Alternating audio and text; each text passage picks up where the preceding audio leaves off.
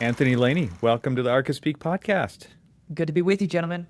I was just mentioning, I think it's been pre-COVID that we have seen each other in person, and that was at USC, which I believe is also your alma mater, is it not?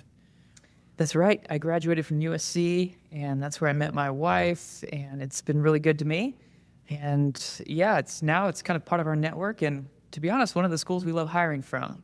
But yes, that's the last time that we connected, Evan, and so really glad to be back with you guys.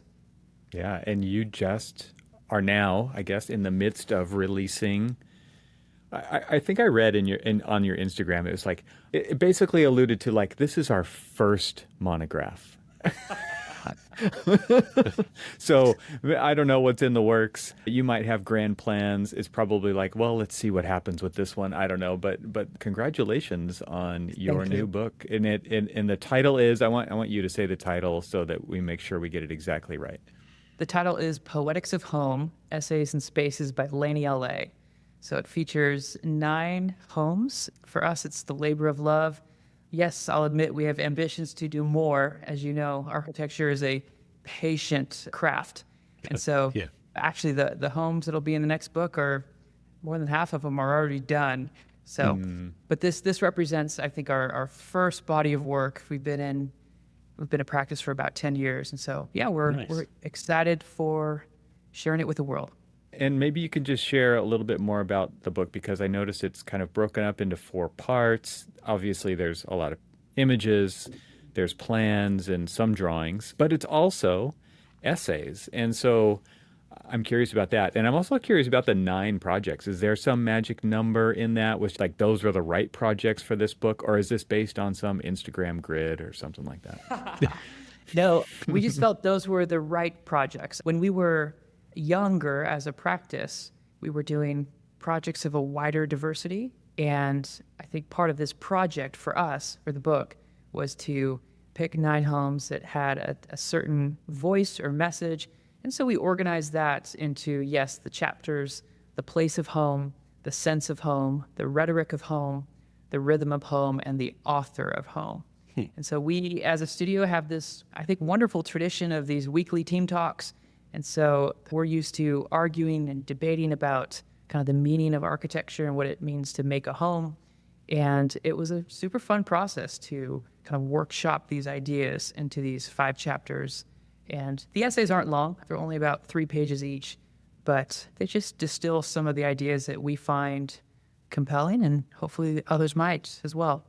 So when you were going through this, starting this adventure, I mean, how, I don't know if daunting is the right word or maybe enjoyable or both, to just kind of like look back at the last 10 years of your practice and in just looking at what you've accomplished, what you've done, but then also just looking at it as even like a window to the future as well.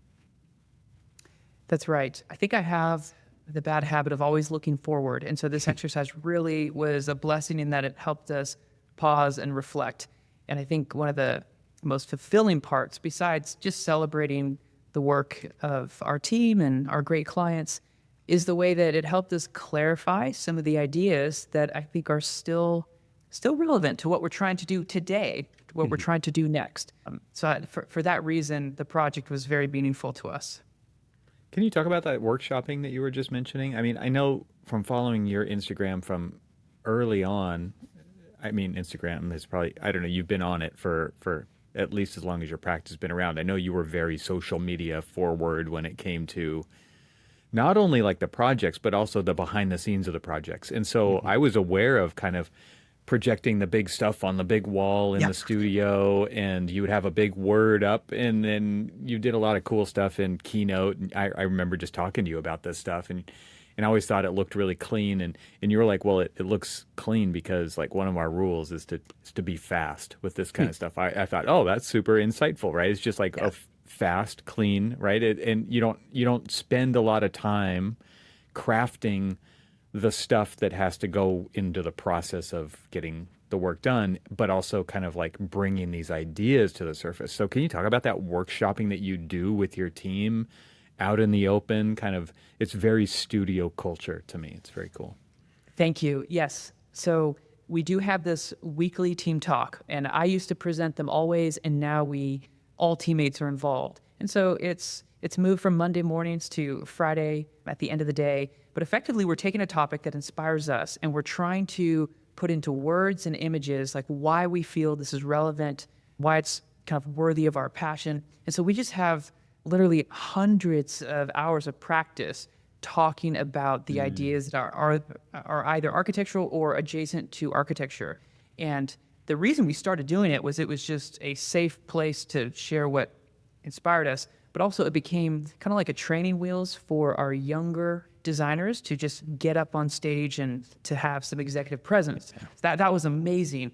In the past year, it has also evolved into a little bit more of a book club where we're digesting content, and we went through an entire round of reading a couple dozen El Croquis, a publication that I just really admire. And we would just all read it and come together and have what probably looked like a debate or an argument, but for us, it's just passionate conversation around what do we find relevant? How is it applicable to our work? Where are there nuggets that can inform the sort of challenges that we are dealing with? So that was like probably the best part. It's like creating that atmosphere where a team can passionately engage. And out of that started to float some ideas that we started to matchmake with projects. And yeah, a little bit of it is like looking in the rearview mirror and saying, here's what we attempted to do, and here's what I think we actually did, and just trying to be open with that. And part of it is just solidifying our own convictions around how to make projects as meaningful as possible and putting those into words. You kind of mentioned and sort of excited me when you said that these talks now have become, I don't know if it's mentorship or just like the training ground for, getting younger staff in front of their ideas and how to present them and just have that critical conversation that a lot of firms don't really invest into, that kind of like just forward thinking with their junior staff when it comes to how do we get them out front? How do they learn what we know? Yeah, we are a young team, and so most of us would consider ourselves junior staff. But yes, I think that it's not uncommon, in my opinion, both judging from my time in school, around school, and in the practice, to have a very, very talented designer who can create something that is multidimensional. But it's a very different skill set to tell that story with a beginning, middle, and an end, and to judge the connection that you're making with a small audience, so that there's like a design to that in itself. That's a type of project. And so it's just so fun to put in those reps, because at least in my little world, the quality of my service is judged based upon these 90-minute meetings with clients. That is, the success of the architecture hinges on their ability to perceive value. And so it's a significant part of the game that we play. Yeah.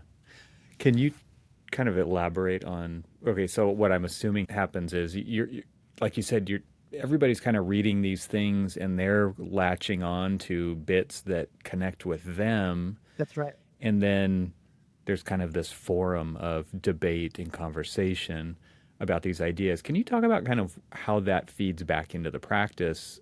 Like, what values is that feeding in addition to building communication skills, which then leads to client satisfaction, I'm sure, on many levels, but also just idea-wise and how to, communication style, communication skills. What else is this kind of bringing back into the practice? Because I could have a bunch of really interesting ideas and I don't ever have to share them with anybody. I'm sure something comes out of you guys constantly sharing these nuggets with each other, and maybe sentences start to complete for other people, or ideas start to go together and create something new out of what seem to be disparate kind of things. That's right. Part of it is practice, and I feel like we've covered that, and that's awesome. But you're right. The best part, I think, is the merging between practice and actual ideas that have utility.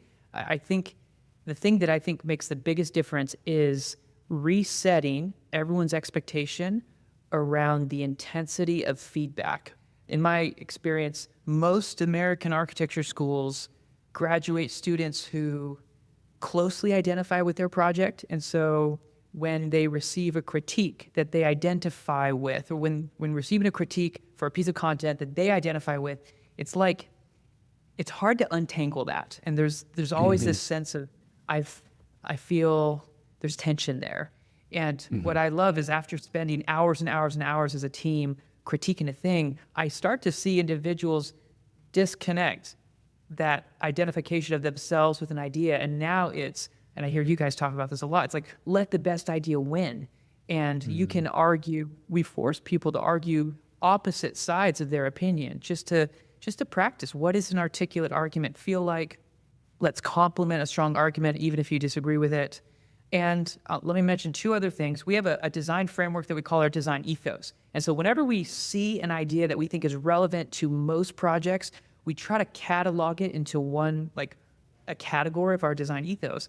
But we're also bringing all the current projects that are on our mind to bear. And so I feel like that's where it becomes most effective is we see something produced by an architect in Spain, and we just try to pin that idea to a particular project, and we'll try it on. It's funny that I do that with some of your work in my little Instagram pinning. So if You smile. Marking. I mean, it's a fun tool for that, right? it totally is. In fact, now I've got it filed. It's like architecture ideas, big picture ideas, details, architectural academia, things like that. And it's just like anything that just kind of like sparks this idea, like, ooh, I want to share that with my students, or ooh, I want to share that with my coworkers. We're going to make a soundtrack of just clips of Cormac saying, ooh, ooh, ooh, ooh. Yeah, thanks. Yeah. That's the inspiration spark happening. It was, real-time sound effects. I say so, that. So talk about these five different chapters, and really, like, where did those come from? Why did you decide to land with these different aspects of what a home is? I am very much inspired by literature. There's a book called The Poetics of Music by Igor Stravinsky, and he unpacks the beauty of constraint and so many different themes that he is exploring through the lens of music that I think it's so easy to borrow into architecture.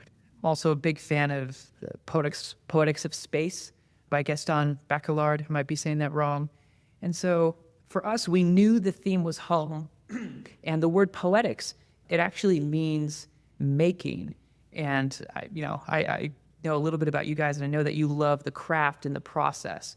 And so even though perhaps most readers will associate the word poetry with a short phrase that rhymes, for us, it has that Greek origin, poesis, which relates to the craft of making. And that was that. So that was the origin for us saying, okay, in this realm of the making of home, what are the different aspects? And so for us, it was place and rhetoric and authorship and meaning and sense. And it probably took about a month and a half to debate the framework for that. And once we had that framework, then we read as many books as we could related to those topics, started building a shared bibliography, and then we would just have these early morning meetings where we start to debate ideas. And it was just an exercise for us in how to speak about ideas that were both relevant, inspiring, and could like pull out things that were true of the projects that we had professional photographs of. You speak of we, and sometimes it's the proverbial we, or am I assuming that your firm, like everybody involved with your practice, had a hand in the creation of the book? Very much. There probably is a bell curve distribution in that I'm like the wildest, most passionate one, but we have several just incredible individuals, many of whom were instrumental from the very beginning to the very end. So yes, it was a plural effort, and that's just our vibe. And yeah, it was a fun part of it. And the reason I ask is because it really seems like it's not a me place. It's a we place. And that, you really do take to heart everybody's ideas, everybody's, input, from, things that I see on Instagram to just, I've got your, website pulled up on one of my screens here. And it's just like, it's all about like the collective, and it isn't, so. I realize that might be in fashion to like emphasize, but it is true. My favorite part about architecture school was certainly the team projects, and something clicked when I realized that it was irritating to most people, but for me there was something exciting about aligning human energy. And I'm not the greatest designer. I'm more of a thinker, and so I just have the good fortune of surrounding myself with incredible designers, and I truly think we are stronger together. We talk a lot, we think a lot, we read a lot about the dynamics of teamwork, and I think the more I can understand what my strengths and limitations are and someone else's strengths and limitations, that can be this exciting puzzle piece. That's probably my favorite part of a project, is building the right team to try to outperform pound for pound whoever, fictitiously we would be competing with.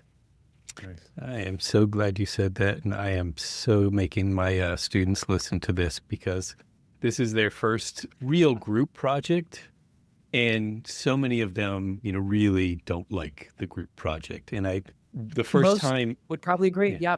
Yep. Yeah. Yeah. And so the first time that, I started teaching, it was such an adverse reaction to this whole teamwork and team dynamic and things like that. And I realized that we didn't tell the narrative of why teamwork is important. And so when we came back this year and we started talking about it, we started talking about the why. And in that, even if you're a sole practitioner, you will never be going alone. You will always be working as a team. And architecture is enriched by, the voice of many, not just this kind of like solo effort. So I'm glad you said all of that, because I'm sure making this part of the syllabus now. Nice. Or extra credit. That will be extra credit. Anthony, can you talk about these? Let's start with the place of home and what you're getting into in the place. I know, like, even in the name of your firm, it's like Laney LA, and that doesn't stand for landscape architecture, right? It's Los Angeles, right? I mean, you guys are very much about a region, a place. Like LA's huge, right? But I know you're at the beach, and that the opening picture of the book is probably kind of one of those. It's like, that's what I think of when I think of California, kind of a thing, Southern California specifically. That's exactly right. I know a lot of architects probably have visions to touch the world in a way. And of course, we all love traveling, but I love that I can go to, not exaggerating, 12 job sites in under 30 minutes. We really Wait have a second. LA traffic. Come on. No, well, so I'm at the beach in LA, and if you imagine a map, so there's the beach cities south of LAX, the airport. We have a significant number of projects in that vicinity, and that's where our office is. And that's my personal community. That's the area that I care so much about. And we've had the good fortune of having clients take us all over California, and hopefully that continues to grow. But you're right. We care so much about place. And the essay begins saying that everything has a starting point. For us as architects, it begins with place. I think there are two schools of thought. One has to do with like the tabula rasa, or the blank slate, the architecture of modernism, Le Corbusier, and you can really invent something new. And on the other side of the spectrum is kind of the opposite, the genius loci. Someone would argue that there's a true spirit of a place that can be understood and enhanced. And the more that a building understands that and embodies that, the more effective it is. So that would be like Christopher Alexander.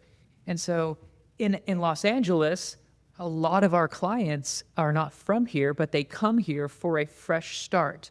And so the essay simply explores the way that we relate more to genius loci if we had to pick, but we think that tabula rasa is actually subservient to it's a type of genius loci.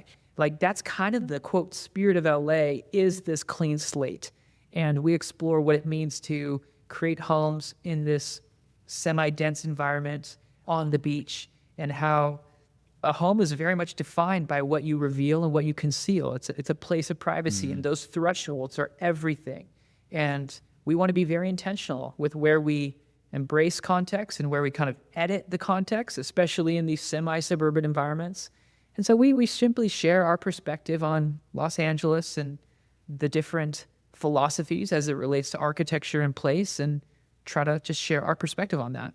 Very cool. I'm curious how that starts to branch into these next, because I haven't had a chance to read these essays yet. But then you get into, like you talked about earlier, these aspects of what a home is. And so take us into the next category with the sense of home and what that's about. Okay. I think that architecture has a type of visual dominance. That is the sense that is probably easiest to recognize. And when working with our clients, we try hard to not allow that to create just an image, but as I know you share these convictions, we want homes to have a sense of wholeness, which includes the kind of the sounds, the smells, the touches, but also the way that a space connects to memory and even, what's the word, like the habits or the rituals of a home. And so for us, when we kick off a project, we know that there is not a chance that we're going to overlook visual inspiration images. Our clients will bring that no matter what. So we don't ask for them. What we emphasize has much more to do with what makes them feel a sense of restfulness and what are the memories associated with hosting or vacationing or returning home. And we end this essay exploring two types of perspectives on this. We have one project where the home is the foreground, and we have one project where the home is decidedly the background. And that's one of my favorite questions to ask my clients. Like, I realize it's on a spectrum and the answer is both, but are we trying to create something foreground or are we trying to create something background? And that's, I think, a fun place to start the conversation. I feel like with the type, okay, so the question is, who's this book for? And the reason I asked that, like, is it for architects? Is it for potential clients? Is it for the clients whose pictures of their homes are in the book? It's every all of the above, right? But like you're giving away, and by giving away I mean sharing, some really interesting ideas about what it's like to create a piece of architecture, both from like the architect side for firms that like don't have an ethos, who are a service firm, who like to me there's gold to pick out of this to say like, okay, well, what if we wanted to be something else? Or I'm just starting a firm. What kind of firm do I want to be? I love that you're kind of coming at this from this. It's not even an angle, right? It's like all angles. To me, you're really sharing kind of what sets architecture apart and what architecture can be. And I like that word wholeness, and how you're incorporating all the senses and layers, foreground, background, thresholds, private, public, that kind of thing. I think all of that is on one level, it's kind of theoretical, right? It's really high level. And on another one, I think it's super practical, right? It's like you're not trying to just write essays full of Archispeak, right? You're actually trying to convey meaningfulness of why you do what you do. And I think that is, like, to me, that's the big takeaway, and why I'm excited to actually dig into these essays and really feel that, because I think it is a difficult thing to articulate. I mean, what is architecture is a super broad question. It could be answered a million different ways. And you're attempting, or you've taken a stab at, like, answering that. I think that's super cool. At least for homes, absolutely. I think if there is an architect who has an interest in designing homes or provides that service, I think this will give a tremendous amount of just practical vocabulary, because yes, it can be an intimidating question, what's a home? But we've been thinking about that. It's a place of shelter and belonging. And here's our best thinking around what makes that meaningful and how to speak about that in a way that is short, concise, and we are trying to avoid being esoteric. Yes, we have the bibliography. Yes, we are referencing some, I think, of the best thinkers, but ideas like foreground and background are present whether you recognize it or not. And the minute you say it, I think you see it around you. And the better that the more we can be articulate with this, I think the more effective we can be in setting objectives and actually executing against those. And what we're talking about right now, Evan, has to do with the third essay, the rhetoric of home. Rhetoric is the art of using language to inform or persuade. And what I find in working with my clients is there's this joy that comes from understanding. The pleasure we get and the value we perceive in a thing corresponds to our ability to understand it. And so the more that we can take a complex thing and break it down into these ingredients, it like engenders clients to the art that we're trying to create for them. And we need them to stay inspired along the way. And so that's why I don't think it's just a measure, it's just an exercise in marketing. I think it is part of keeping ambitious projects alive long enough to get to the finish line. Yeah. Right. Not an easy task sometimes. So my next question has to do with beauty, because you write about beauty in here, and I know that these projects that you've put into this monograph are more than just skin deep beauty, right? And I think beauty has a much more rich definition than what we see on the surface. And so I'm just curious, like, when it comes to this and what you wrote about beauty, like, what does that mean to you? Why is it important?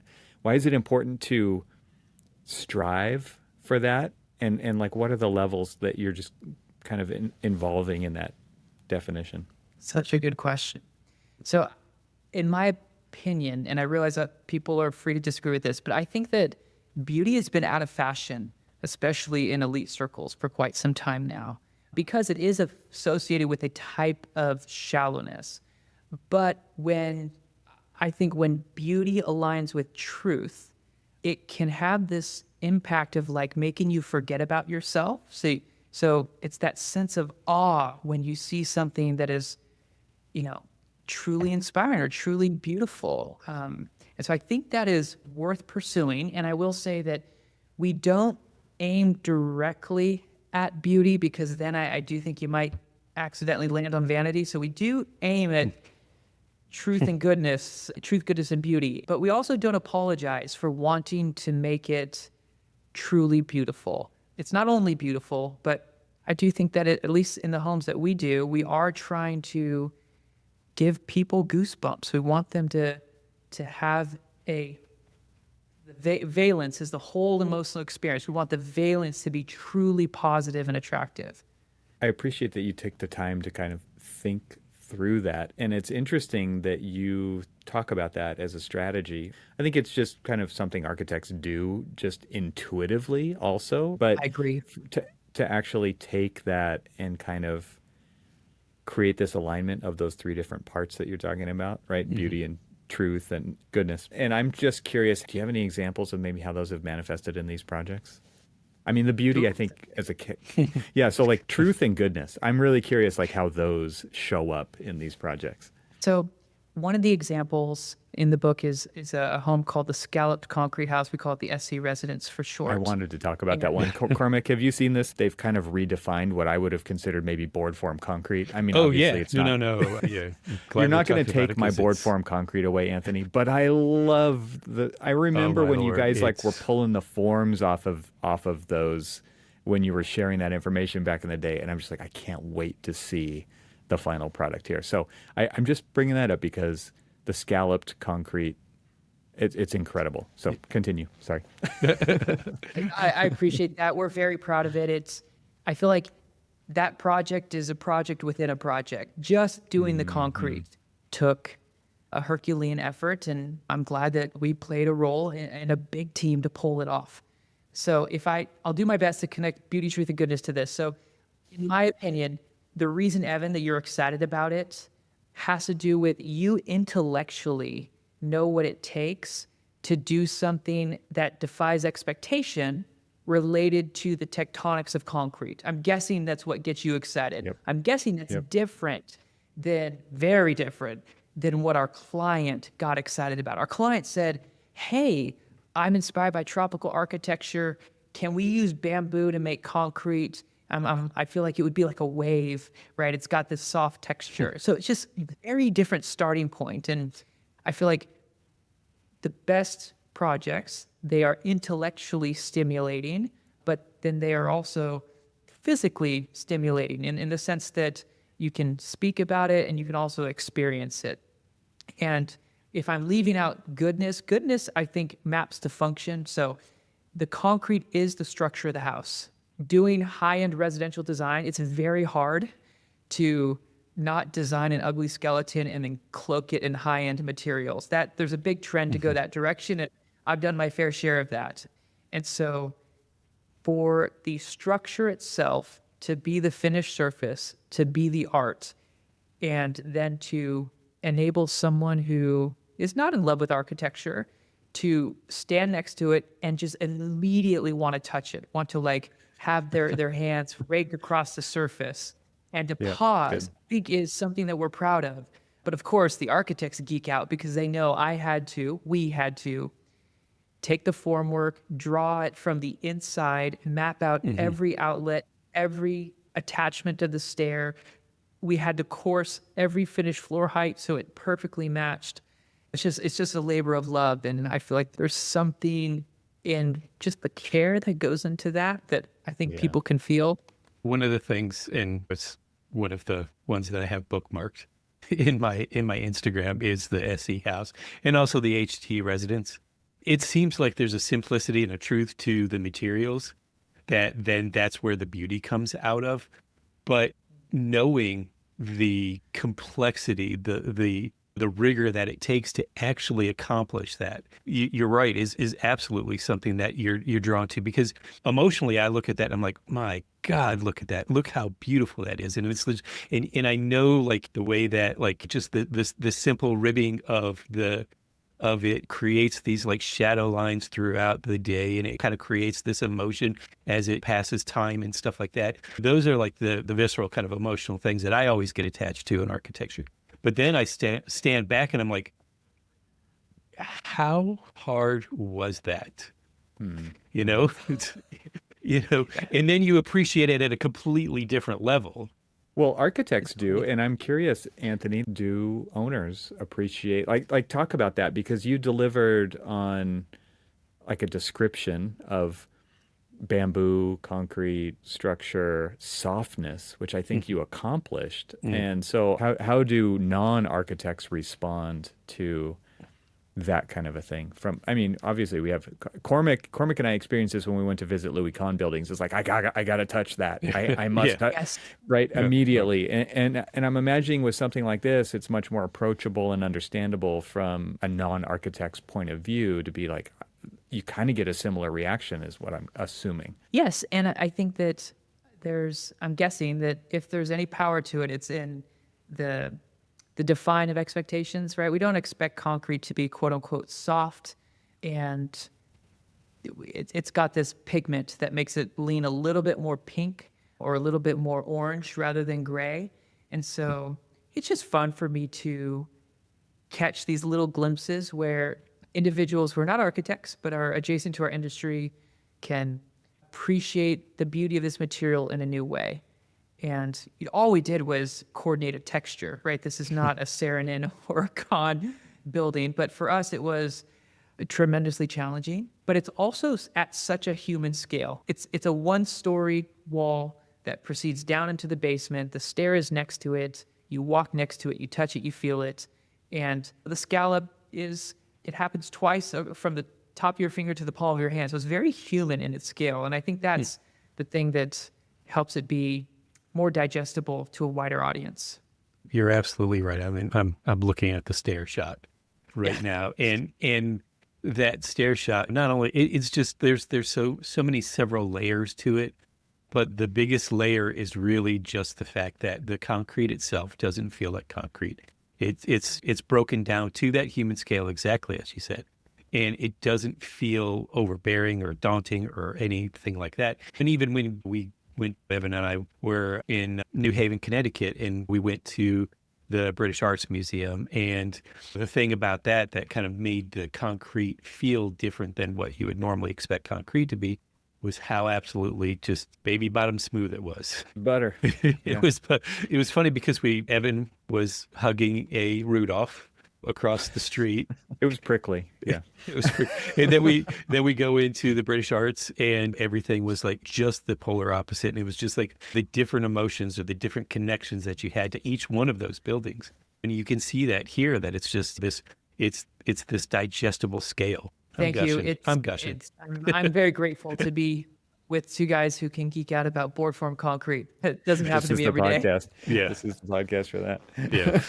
Anthony, there's two subjects I still want to talk about with you. One of them has to do with the build team. I think it's like incredible that because this doesn't happen without incredible builders, I think, because you have to have that attention to detail. They have to care about solving the design problems that show up during the construction process, Yeah.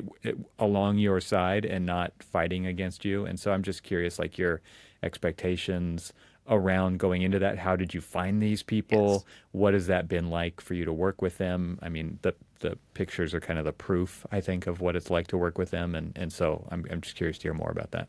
This is one of the things that I was so appreciative from the Poetics of Music by Igor Stravinsky. He says that music contains elements that defy definition.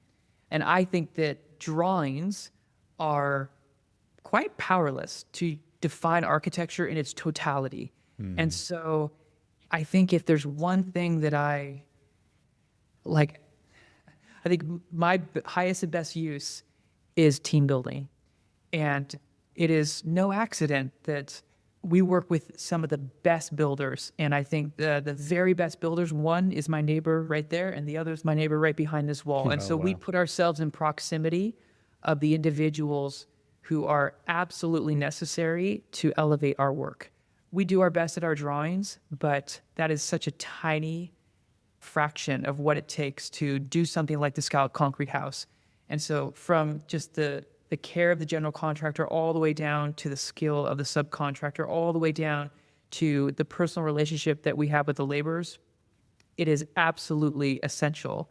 And I just think that team building relationship dynamic is a little bit underplayed. The process could not be, it is such a gross oversimplification to say that the architect draws and the builder builds. At least in my world, the overlap and the synergy is so wonderfully intense. And again, to reference the Poetics of Music, it's like, yeah, the conductor's going to write it, but it takes an entire army to bring it to life and to play it. Right. Well, I mean, that goes back to what you were talking about as your design ethos. I think what I'm getting more and more of as we talk is that collaboration is equally amount of your design ethos as anything else is, from how you put the book together and how you on your Friday afternoon chats with your team, and just the way that you're explaining the dynamic with your contractors and everybody else and the client and everybody else. You don't have successful projects like these without 100% buy-in, but 100% collaboration all the way through. That's right. Commitment. I see a lot of commitment here. Oh, absolutely. Yeah. Yeah, and it's a team sport. And so the chain is only as strong as its weakest link. And if we're only looking out for ourselves, you're not going to build those deep relationships. Our very best projects are, in many ways, projects that started years ago on other projects. And it's that forming of the team that we're now finally ready to accomplish something that we probably weren't ready to do a few projects ago. Yeah. Can you talk about that relationship building? Because if Cormac students are going to be listening to this, I want to make sure they are. we get something in here. The good ones are listening right now. You're talking about relationships and how relationships take investment, right? And the payoff, you're seeing the payoff years later. These projects take a long time to begin with, but to do multiple projects with the teams and to learn together, to gel better over time, to be able to collaborate at higher levels. Can you talk about like just what kind of investment you're putting into those relationships to realize these kinds of projects? Yes. I think that no one is going to disagree that deep relationships are meaningful and effective on a team. Sure. But why does that actually matter? Like in theory, two very professional strangers should be able to do work together. My answer to that is it has to do with speed, which will eventually relate to quality. And so when I'm working with someone who I truly, truly trust, I am going to be totally unguarded in all that I share, all that I say is good and not good. My feedback is going to be totally unfiltered because I know they have my back.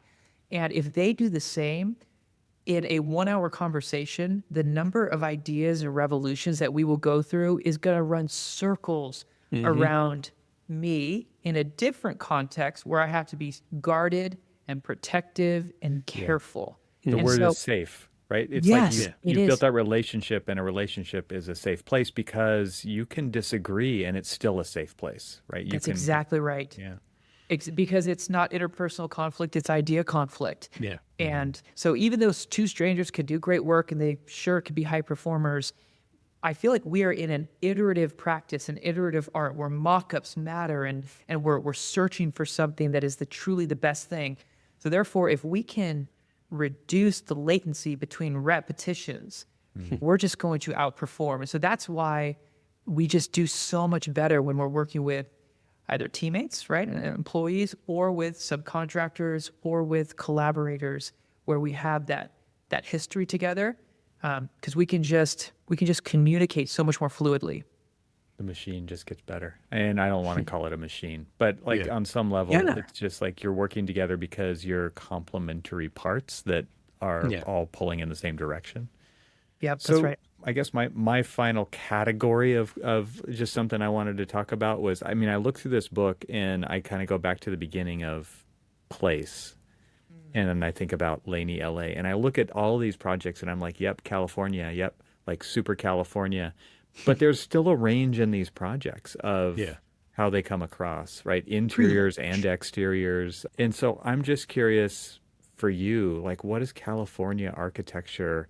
Did you choose LA on purpose? Did you or were you just there and that's where you decided to start this practice? Or is this something that is like so innate in you that you can't do it? I don't know that you even want to do it somewhere else. I'm just curious about, because I hear some architects talk about like the affordances that California offers to architects with indoor-outdoor connection and integration and all of those kinds of things. But I'm just curious to you. You're on the beach.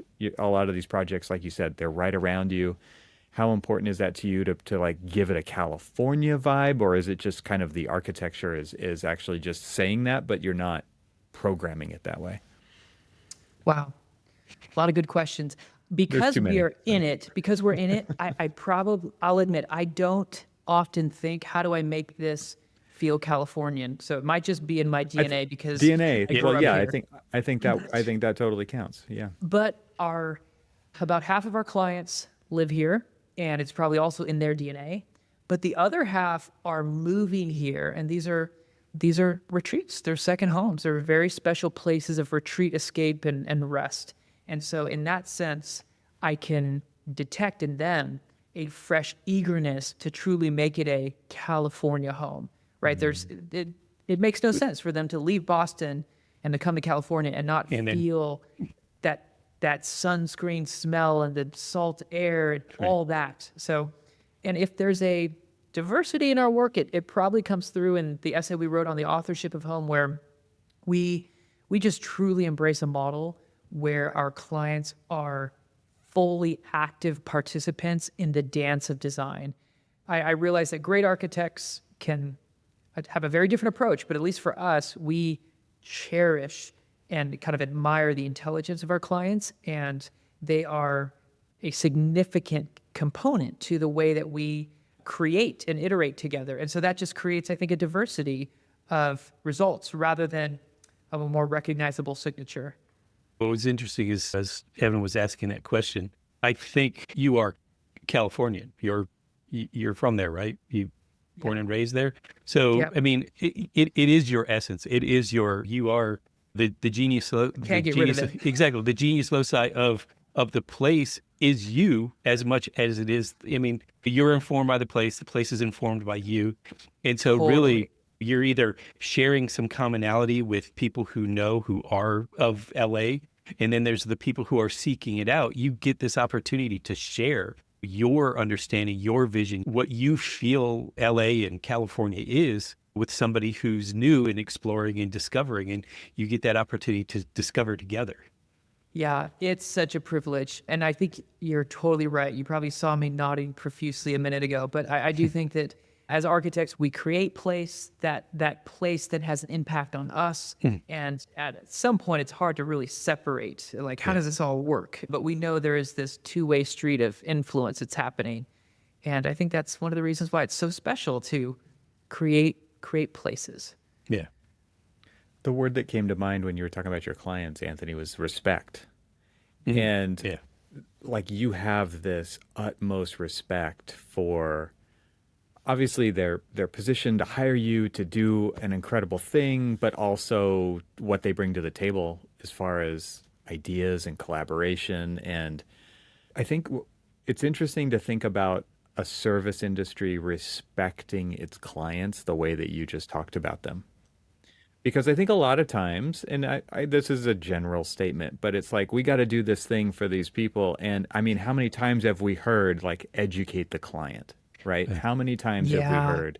And that it has an air of, like, derogatory Arrogance. statement, right? Arrogance. There you go. And what I heard from you was the opposite of that.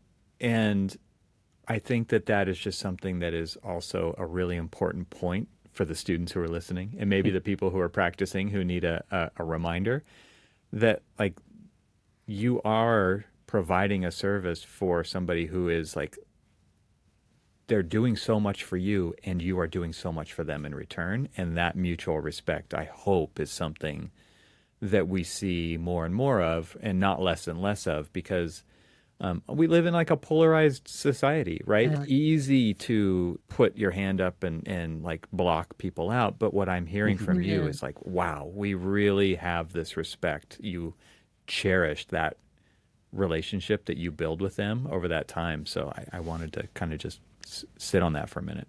I appreciate that. It's certainly true. I know a lot of incredible architects who do see their clients more as patrons. It's like, write the check, and the best patrons are the least involved. And that can create some beautiful art without question. We just subscribe to a different framework where, I mean, these are homes, right? These are, we're not designing museums or libraries, so maybe the patron model works more over there. But it is for a family who's going to live there. And I literally cannot be successful in designing a thing if I don't have quite vulnerable, intimate collaboration with the end users. And the friction that creates is very exciting to me. So we do not ever, like, subscribe to the model of, like, oh, the client's, like, making it worse or diluting the idea. It's like, no, they're helping to reveal the true objective, and we just haven't found a design that fully gets there yet, but we're going to find one. And I just love using that Rick Rubin little truism. We're not done till we're all happy, right? So I have to love it. They have to love it. That means it's going to take a while, but we're going to get there. I feel like one of the most, I don't know if offensive is the right way to explain it, but offensive things that I've heard in our profession is that the clients are the ones that kind of get in the way and slow down the process and all of this other stuff. Because I remember the first time I had ever done an elementary school, and they're like, oh, well, we don't really want to talk to the teachers. You'll just have a bunch of different ideas. And I'm like, well, that's what we need. That's what we want. I mean, because they're the ones who are living in this space all the time. So they're the ones who actually know how it's used, how it should be, how it functions for them, how they can actually craft and teach and do their job in the space that, you know, we help create together. And I was always taken aback by this kind of very arrogant kind of notion of the patron. No, don't worry. I'll tell you what you want. I'm with you. Yeah. Well, Anthony, lightning round question: where am I supposed to put all my crap in these projects? The curse of photographing modern architecture, it really shows that there's, I mean, you've omitted those photos, but I don't know where I'm supposed to put my junk. That's funny. Yeah. So some of our clients, like the HG residents, they truly are minimalists, and I so admire the way they do it.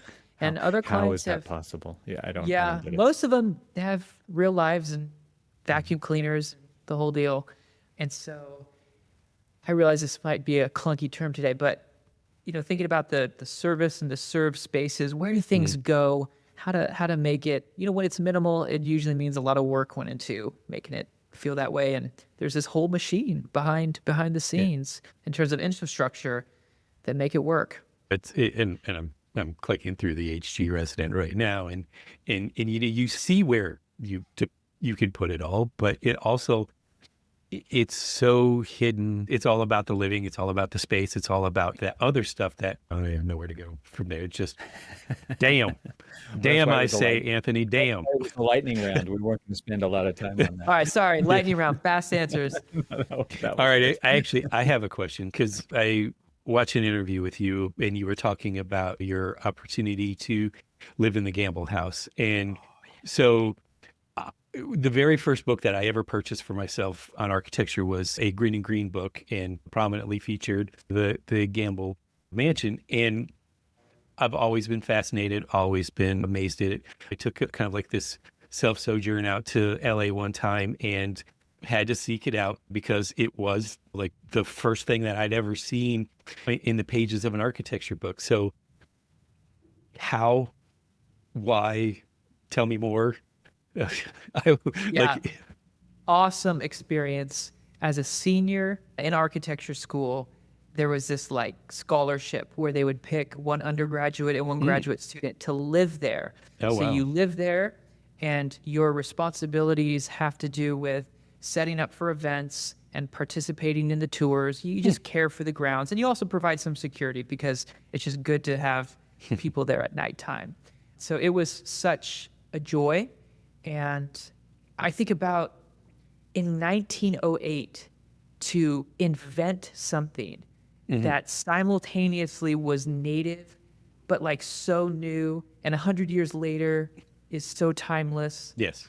I mean, what an accomplishment. And I admired it before I lived there, but living there, I saw how much like humor and quirkiness there was to the structure. There's a downspout that goes around the beam, and then 10 feet over, there's a downspout that goes through the beam. Yeah. And they're just like playing with the craft.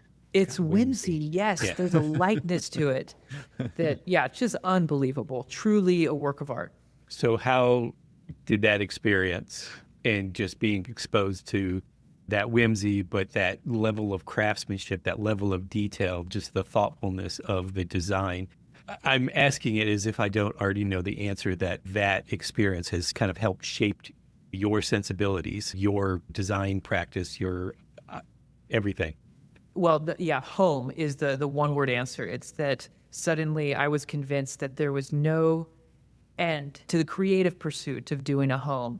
And I mean, I'll never find it, but the way they created something simultaneously inevitable and surprising just blows my mind. And that's, I think, what I'm trying to search for in our work, at least attempting to, is before they invented that type of craftsman approach, it wasn't there, but it needed to be there. Yeah. And so that just gives me the faith to be like, okay, there's still more out there to create that can feel whole and inevitable, but it's just not here yet.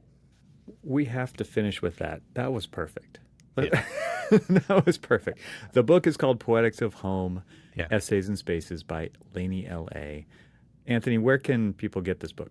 So it's on Amazon. You can go to our website, laney.la, and you'll see the link. We'll be announcing a few events coming up. But yeah, I'm excited for people to have it. And if you're in LA, come visit us. Thanks, Evan and Cormac. Really excited to reconnect with you guys. It's a great reason to talk, for sure. Fantastic to have you on.